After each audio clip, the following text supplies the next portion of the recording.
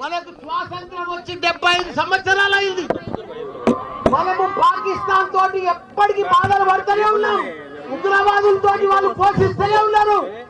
మనం ప్రధానమంత్రికి ఒకటే మేము మనవి చేస్తున్నాం అందరికి, మోడీజీ पाकिस्तान उग्रवाद को खत्म करो, कुचल कुचल के खुचल के रख दो।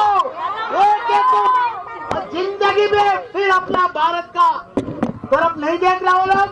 उग्रवादों को पूरा पाकिस्तान ప్రపంచంలో చిత్రపటంలోనే పాకిస్తాన్ కనిపిస్తుంది. నెక్స్ట్ మనం 75 సంవత్సరాల మంది బాధపెడుతున్నారు. మనం ఇక భరించలేము. మనం ఇక ఓపిక లేదు మనకు. మన సైనికులు మన ఎంతో మంది ప్రాణాలు కోల్పోయారు.